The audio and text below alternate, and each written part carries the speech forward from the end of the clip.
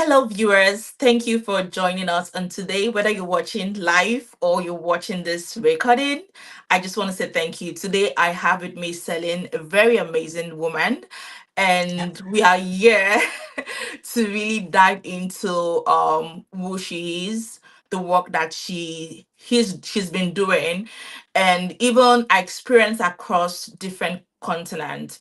We're focusing today on leadership development and coaching and how it helps us as leaders and also for professionals. So there's a lot that you're going to be hearing from us, especially as we begin to get to know her better, know the work that she's doing. So I'll dive right into it. So, Selena, I always start first. I want to say thank you for being here because at the background, there's a lot of things we're moving around, and thank you for still finding that time and space despite everything to say, you know what, I'm still gonna show up. I'm still gonna be here doing this. So I do not take it for granted. I want to say a very big thank you. Well, thank you for inviting me. I'm honored. Thank you so much, Selin. Okay, now, Selin, I want to start with this first question because when I looked at your bio, you've had experience in Europe, you've had experience in Australia, and now in the US doing leadership work all the way. Now, growing up, did you ever think that I'm gonna be in this different continent? How did that happen? Uh, I don't, I'm not sure. Good question. I have to dig back deep, but I do remember a thing my mother always said, and she said, Celine, you are born like a gypsy with white socks on. And I thought, Hmm. what do you mean? She said, you just love moving around, traveling around, and it has to be in style. So no camping, but glamping. So it's like, I've always been on the move. I was on the move from a very early age. Yeah, I left Holland when I was 19. So yeah, Awesome, awesome, great. Oh, good. So good to hear that. Now, how has that shaped you? You said you left Holland when you were 19. yeah. Well, life happened. I went. How does it shape me? Um, well, moving from Holland to a totally different culture, where I moved to Australia, very different culture, very different way of behaving, very different way of people and customs. And so the Dutch culture, very direct, the Australian culture, less so. So it shaped me in becoming less rigid and Hmm. less, I have to be right, to more, uh, I would say, being relaxed and going with the flow. Wow. That's interesting. Great. Can you if there are examples you could give us maybe at one point where you felt like, Celine, you don't have to be rigid. I want to go with the flow. Was there any experience that really brought that decision? You're like, no, I think at this point I need to do a switch. Yeah, I think for me, Sandra, that happened when early on I became the leader of a team in Hmm. a pharmaceutical industry. And I was fairly young. I just fresh out of university and uh, handed a team. Now, the culture I'm coming from, my family, they are entrepreneurs, they're shopkeepers, customer service, quick service. And everything has to be precise and controlled. So when I brought that mindset to my Hmm. team, I actually came across as uh, quite arrogant and controlling, and probably, possibly mindset, not mindset, but micromanaging, because I thought, like, um, when you control, you can gain momentum. Things go faster, right? Hmm. And so, yeah, I was working as a team leader in Australia and Sydney. And my boss said, feedback, Celine, your team is not, they're having various, like a 360 feedback. And so that made me shift the idea what leadership really is.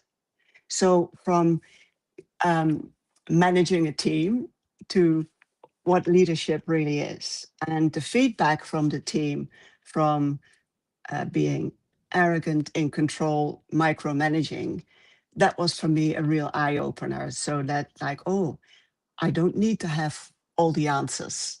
Like, I need to give them space to think, right? So that was a big learning for me early on in my career. So, Celine, I really like your authenticity in sharing this, because most times when people are leading, they feel like as a leader you shouldn't make mistakes. But I've realized in leadership journey, when I listen to leaders like you, I listen to other leaders, there's always a point whereby they get this kind of feedback that is not so nice, but they know that, you know what, this experience made me a better leader. And again, look at how you approached it. You were like, "Oh, now I know that I need to make a change." You didn't take it in a negative way.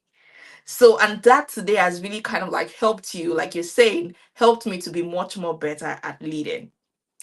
So I'm gonna go to, because I do have a number of questions that I put in here, but I could sit down on this one and really go through it, because the more you talk about this, the more there is a lot there.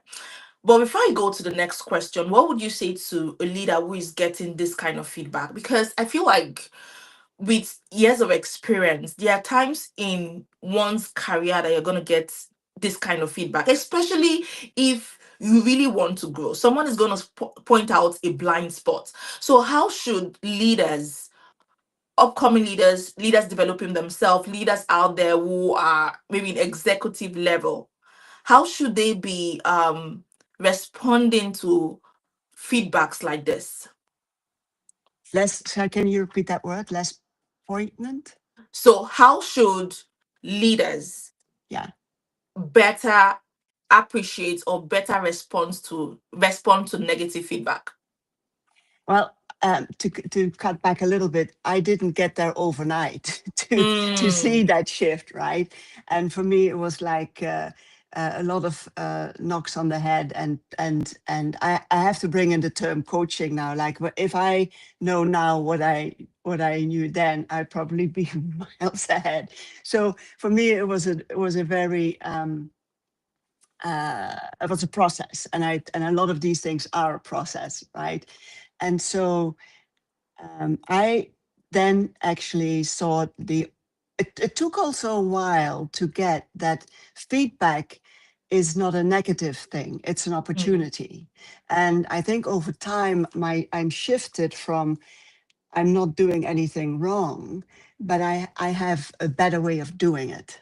mm, Like, you know, in my background, my parental background is like wrong, wrong, wrong. You know, it's like you need to be quick, adjust. And so I was brought up with I have to be careful. I'm doing things wrong, right? Rather than where can I change? What can I change? What can I improve on? So I think that made me shift from being in the being wrong to what is the opportunity here. mm. And that is why what I would invite a lot of leaders, many leaders, managers, people to look at, what is my opportunity here? And then, you know, am I ready for that? It's Interesting. feedback is kind of a brave thing to hear. I like how you said it's a brave thing to hear. Absolutely, absolutely, absolutely, absolutely. Okay, I'll go back to next one. So I think I kind of like I think we've jumped totally into my gone off the planet, off the plan, right? yeah, I like to do that to my guests. I do have like questions. Obviously, I'm presenting to Yeah. say, okay, go through these questions. But once we begin to have this conversation, there are light bulbs that I see there that are very helpful that we can really get insight from. And so that's it. But somehow I end up even touching all the questions generally. For So sure. So part of your bio is is moving from senior business development into executive coaching. And what shifted that internally? I believe some of the things you've said about you mentioned a statement, if I had coaching earlier, I would have done things differently, or maybe seen the opportunities. Are those some of the things that actually moved you from senior business development to executive coaching? And just give us a background. What were you doing as a senior business development executive? What yeah, was that like? thanks, Sandra. At that stage, I had moved to be a member of the executive board, and I inherited an organization. Again, we're talking cultural difference. Were all male, and I was the only female on the board. But also, my brief was to develop a totally new business within the business, right? Hmm. And so I came sort of in already as a potential threat. And I did not realize that soon enough. I thought, wow, great, I tell them what to do, and you would do this, this, this. Now, so that fell flat on its face, right? And especially I felt as a female, and maybe being Dutch, I call a spade, but I don't mind being heard at the table. But then when there are strong men there, you can get into an argument and to a conflict, right? And so I learned quite early, and I'm not afraid of a conflict, that's also part of my background, is that um, there are ways to address conflict, Hmm. right? And so I learned I needed help. And because of the situation in the boardroom and as an executive, I observed that I actually, even though being direct, my power to influence was not all that great, right? Wow.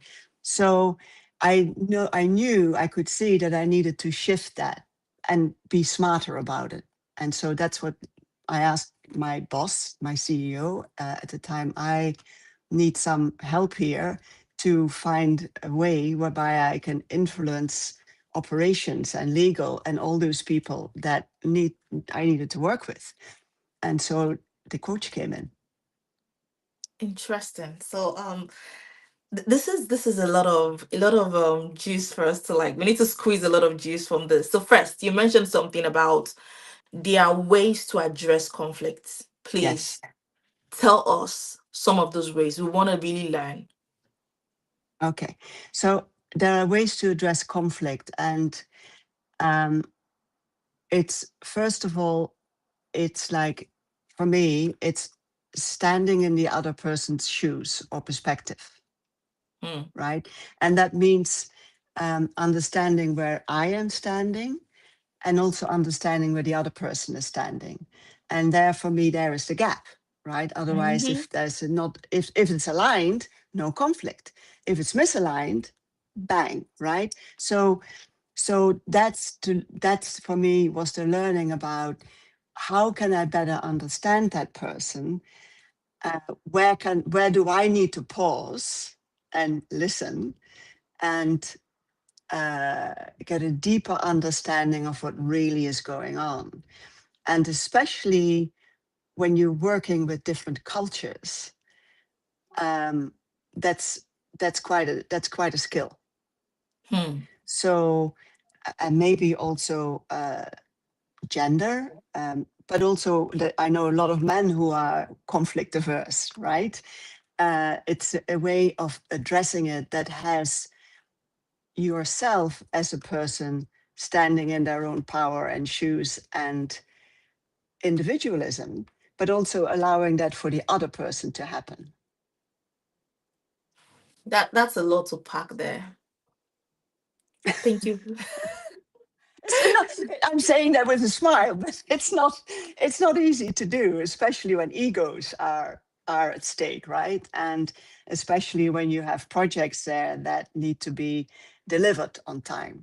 So Mm, uh, I totally understand that it is a skill, and it is it for me, what brings up is what I learned out of that. It's my own presence in the boardroom, my own presence at a meeting table, my own presence, how I come across just working with an individual as a leader, but also patience for me, patience and respect. So wow. presence, patience, and respect. Presence, patience, and respect. Thank you.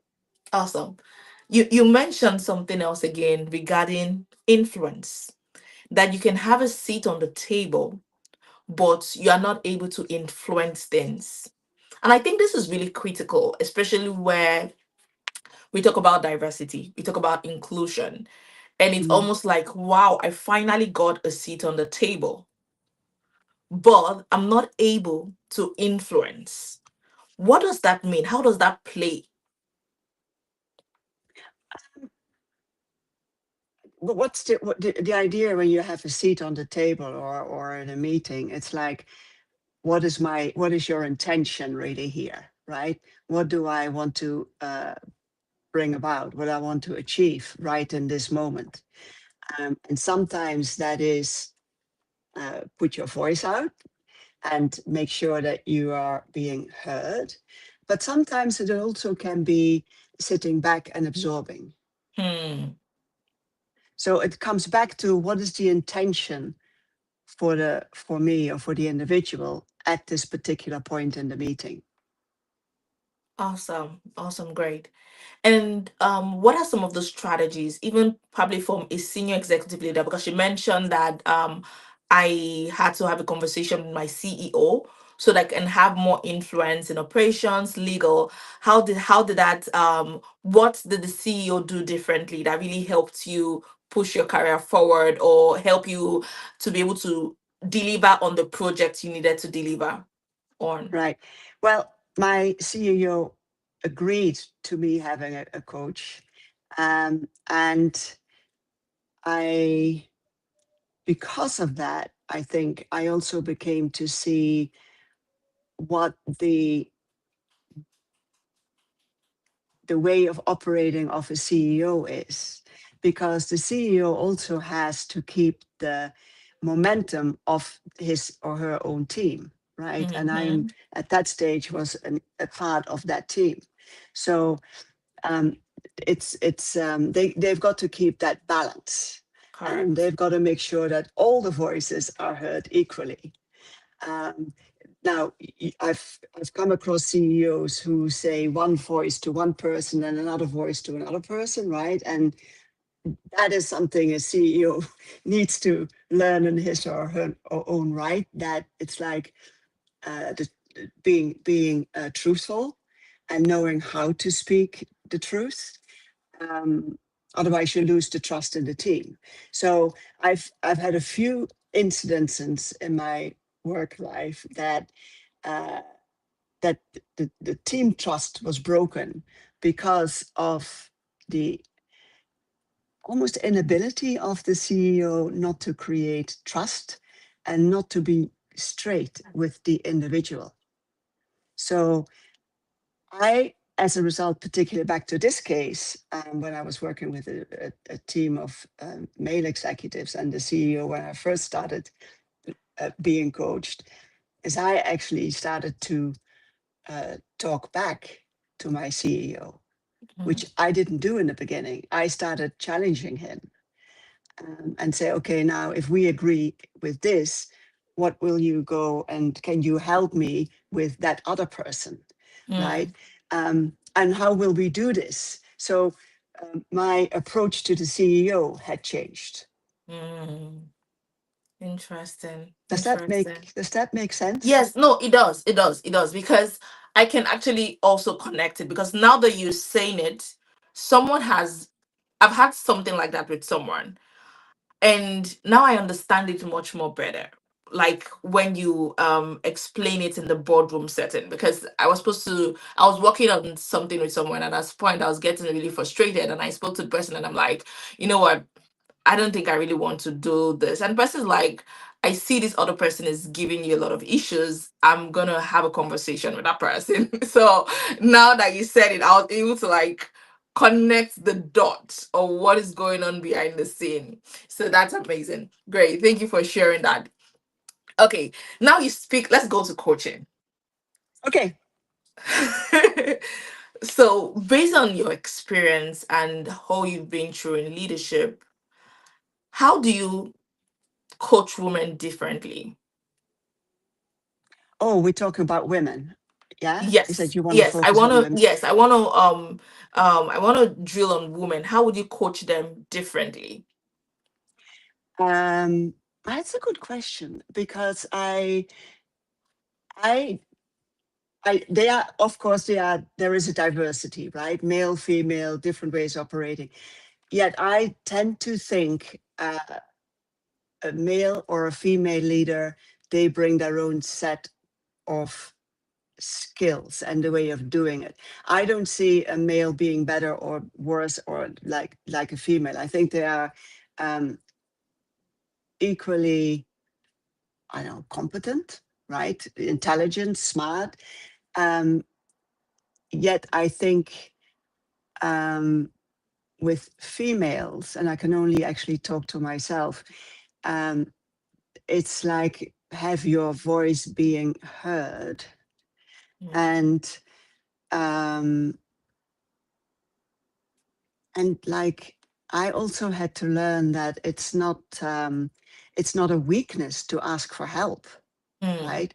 Whereas if I when I joined the whole executive male team, it was like, whoa, I've got to do this, I've got to come up with the answers, I've got to do that.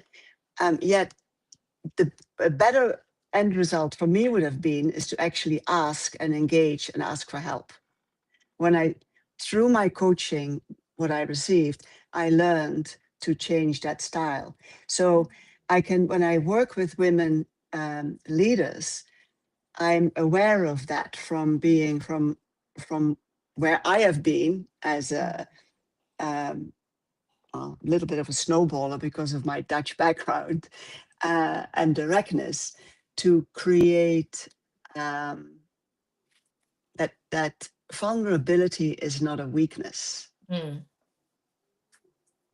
And mm. again, like conflict resolution, there are ways to to verbalize it that work for the individual. Correct. I hear you. Thank you. Thank you for sharing that. Thank you. Can I ask you what you are hearing here?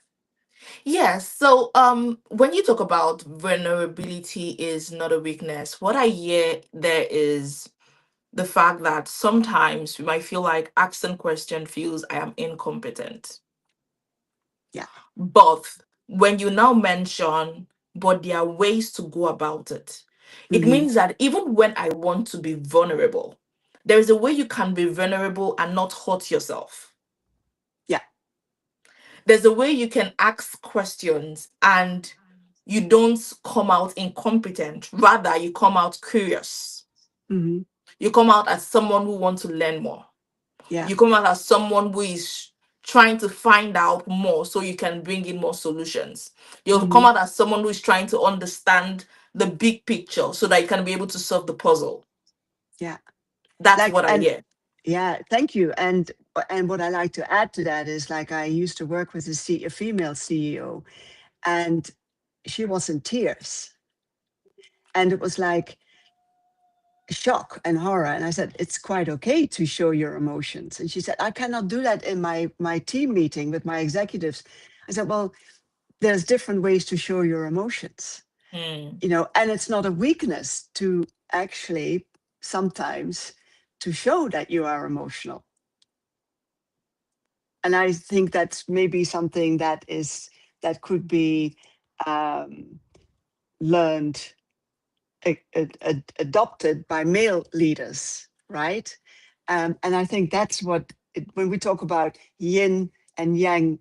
female, male, female energy, that's where the balance is. That's why I think I just come out of an acupuncture, Chinese acupuncture so I'm looking at energies and in the room, like you need to learn, read the energies in the room, right? And when we talk about working with male and female leaders, I think that is a very important skill for leaders today, to learn to read the presence and the energy in the room. And so when I was working with this female coach, she said, "Oh, I cannot do that with my all male team." And I said, "Well, but there's different ways where you can be emotional with them." Hmm. And so and so we that's what we worked on, because but for her not being able to show her level of emotions was building up the stress. Hmm. And that was perceived, that's a different story, but that was being perceived as uh, not being effective and not having an impact, right? Wow, interesting. That's a lot of lesson there. Thanks for sharing that. Thank you. Feel Okay. free to keep me succinct because I can talk forever. No, it's a lot. I feel like I the way I see it, like how this conversation is going, it's almost like you bring in the boardroom lived experiences, which is what you're doing, helping us see the inside of it and things we learn. For example, when you mentioned energy and presence, I was like, wow.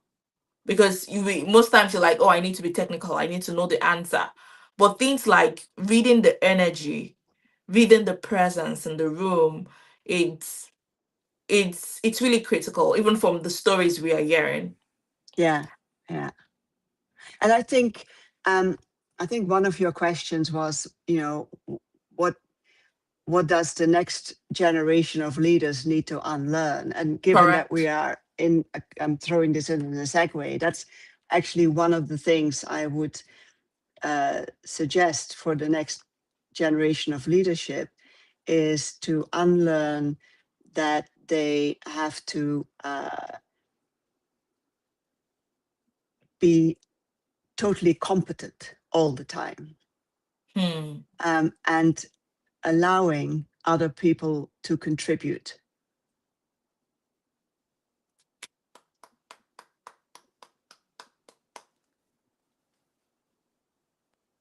You don't have And to that's be and that's competent all the time, and allowing other people to contribute.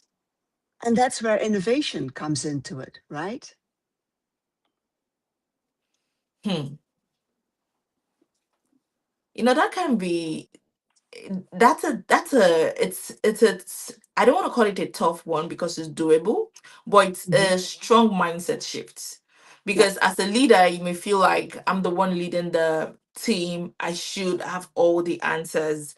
But you said intentionally allowing others contribute. Mm. That's amazing.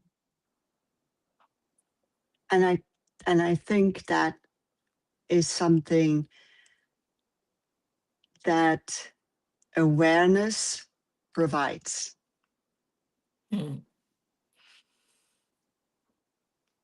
And I guess, and I'm happy we're doing this because that's how people begin to hear things like this and say, I think I should do things differently. I remember there was someone, she wasn't really appreciative of the leader because she was like, she never gets our opinion, or we are never asked to even, we just see the whole thing is planned, the whole thing is solved. We're never in the picture. So what you said just resonates to that as well. Thank you. Thank you so much, Lily. Okay, I'll go to so let's talk about your coaching practice and tell us the problem you are trying to solve from your coaching practice. Did you say coaching classes Yes, or your coaching practice, your coaching business. oh, the process, the business? Okay. Yes. Um, yeah, we started it before uh, going back to the famous pandemic, the COVID. that people were being disconnected, right? Mm, Disconnected from their team. I mean, spatially, and that spatially then developed and progressed into mentally, right? mm, And energy wise. And so it was actually an opportunity also that we saw that, well, how can we provide support? It started off totally, how can we provide support to all levels in the organization to keep thriving at at what's going on, like a big change that most of us had never come across, right? So, how can we provide support and help that keeps people connected and thriving? And um, hence the platform came in, right? And because I have a cultural background, as you said in the beginning, worked and lived in 3 or 4 continents over my career, um, that's just my natural mindset to work globally, right? And so for me, connection is working with teams from different cultures. mm,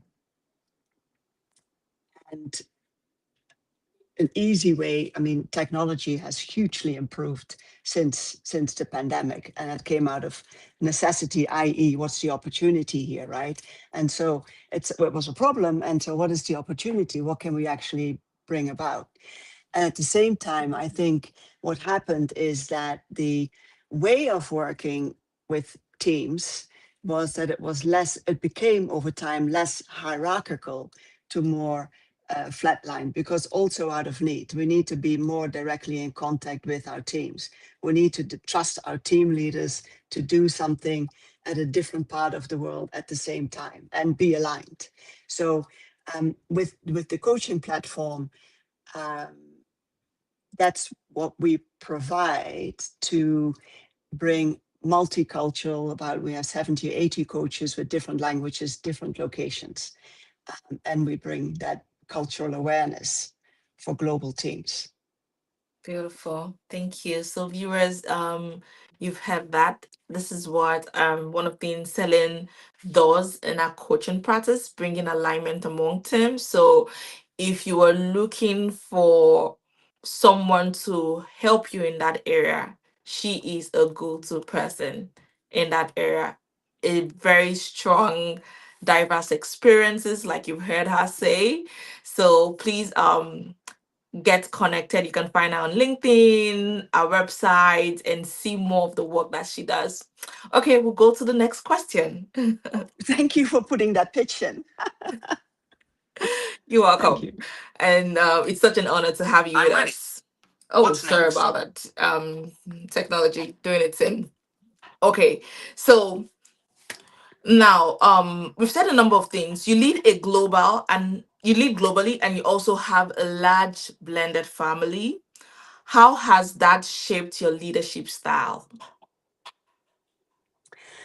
Um, well, a large blended family, you mean they're spread all over the globe, right? I have 3 children in London, there's one in Malta, there's 2 in America.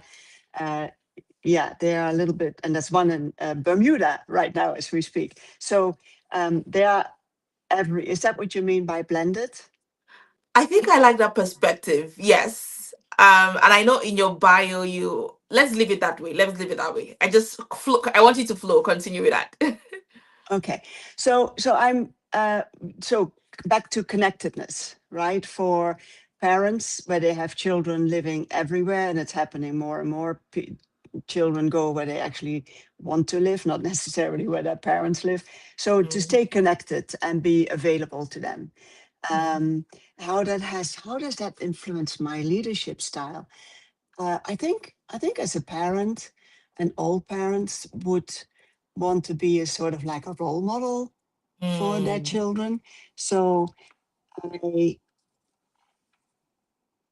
for me, the word that comes up is unconditionally uh, compassion. Wow. And not that it's easy, right? But I think for leaders with multi global with global teams, I think compassion, unconditional is very hard, but compassion is a great part of developing the team and being a good leader.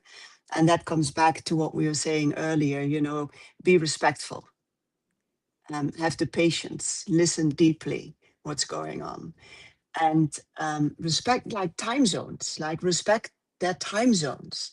Don't expect them to show up at 6 o'clock or 3 o'clock in the morning when I'm as a parent sitting here in Seattle.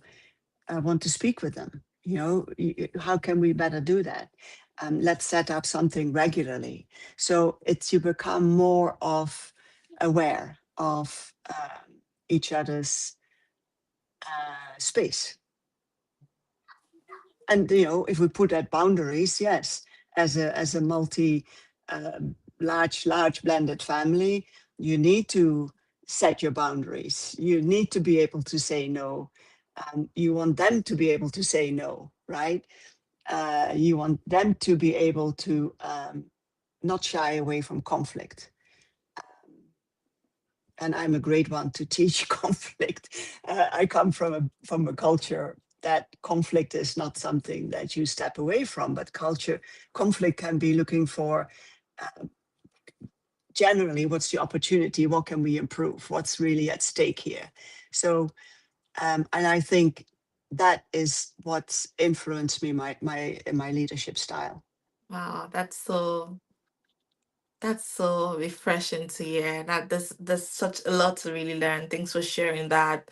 Thank you so much. I like when you talk about, respect. Even you mentioned something that sometimes we may kind of like ignore, but you said respecting their time zone when you work with people from different continents. That's really helpful. And I know this is not a question that I put to you earlier on, but I just want us to really learn from your own experience, your lived experience. I want to come to parenting. I read something recently. It says that there's nothing like the person was like, don't say working mom. All moms are working. It's just that some moms are not paid for the work that they are doing. So there's nothing like quote and unquote a working mom. But for parents out there, what are some of those things that you've seen as a positive that really helps children? The positive things that you've seen that help in parenting, that you could say that I think this is very positive to parenting, and it would be one of those things that you would share with parents. What would that be?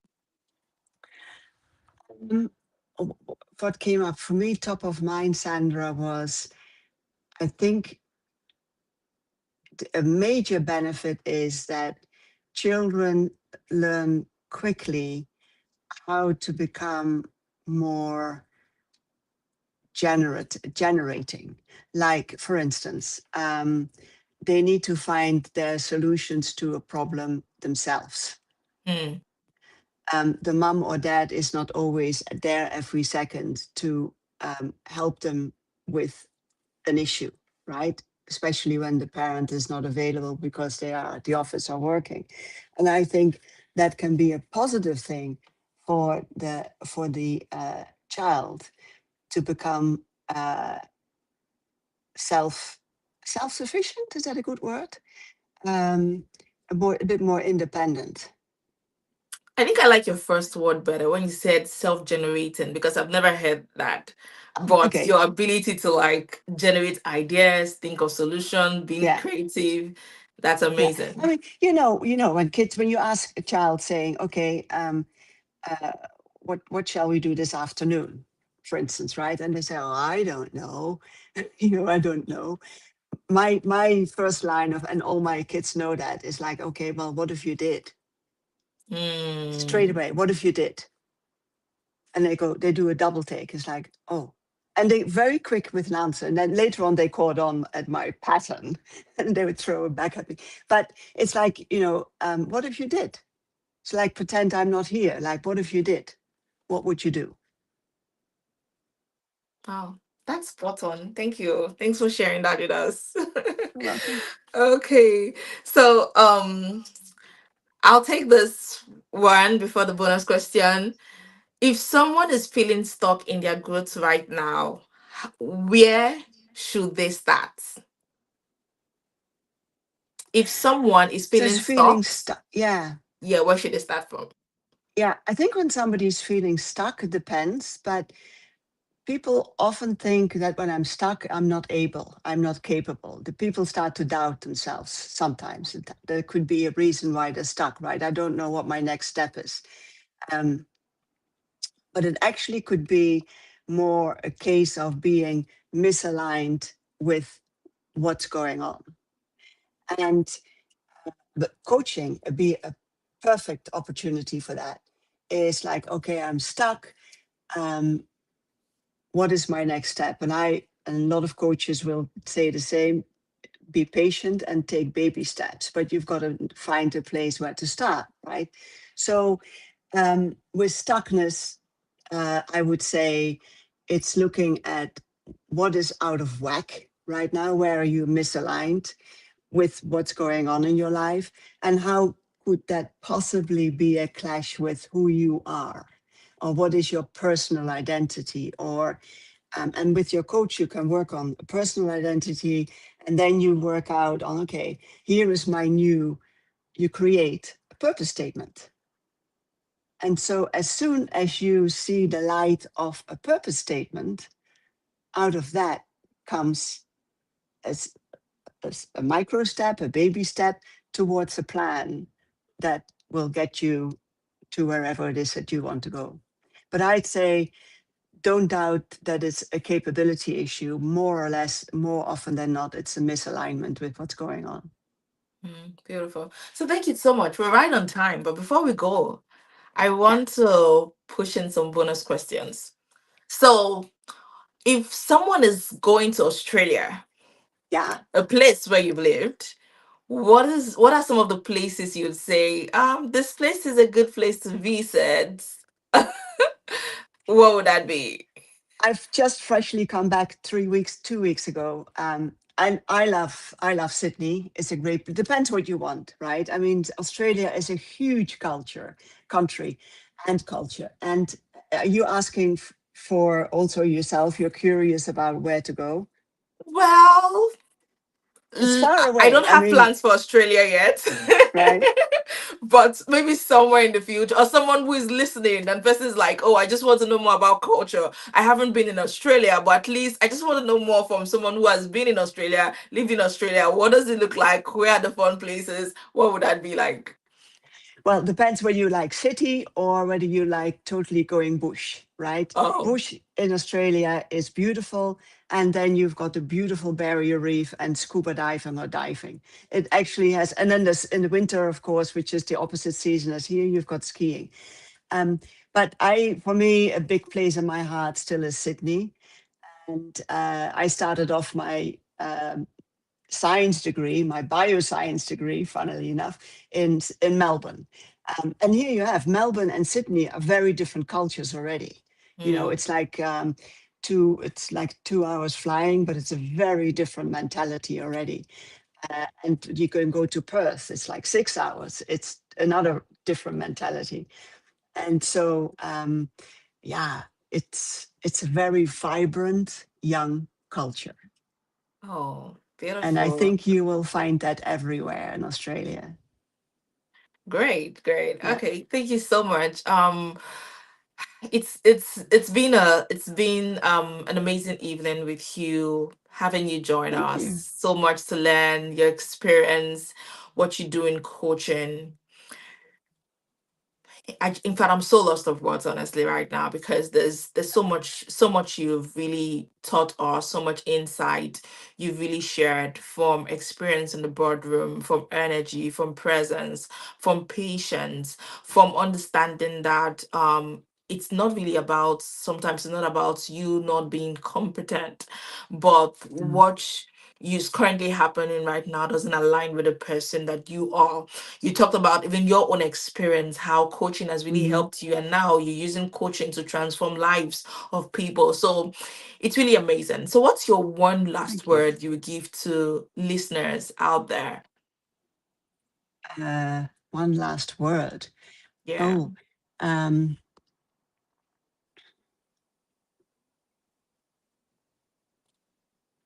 what comes up is,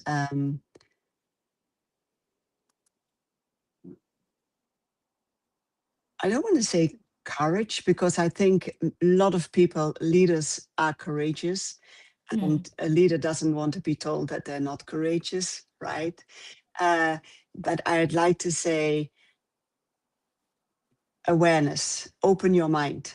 Open your mind, and let's see what else is out there. beautiful. Thank you so much. And we come to the end of today. Once again, to my very special guest, Celine, I want to say thank you so much. You heard the last word. The last word said awareness. And that's why we're doing what we're doing. We're doing it for us to be more aware, see how other people think, see how other people have lived experiences. And the more we keep getting aware of these things, the more, you begin to find that dot even on your own personal journey towards leadership. Once again, thank you, Celine. It's an honor to have you here with us. So thank you, thank you. Please show her a lot of love. Comments, LinkedIn DM messages, visit our website and see the amazing work that she does. It's such an honor. Thank you once again, Celine. And for the Thank you. It viewers, thank was a you for pleasure. you're welcome. Thank you for joining us today, or even if you're watching the broadcast, we want to say very big thank you. Bye and see you